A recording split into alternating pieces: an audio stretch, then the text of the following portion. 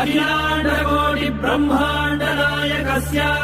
श्री सच्चिदानन्द स्वरूपस्य सूर्यवंशपावनस्य श्रीमदिक्ष्वाकुकुलवंशोद्भवस्य श्री रघुमहाराजवर्मणः प्रपौत्राय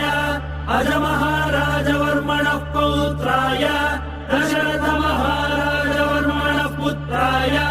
चक्रवर्ति सार्वभौमाय श्री महाविष्णु अवतारभूताय भरतखण्ड आत्मस्वरूपाय श्री पट्टाभिरामचन्द्र स्वामिने श्रीरामचन्द्रम् सीता लक्ष्मण भरत शत्रुघ्न सहित सदा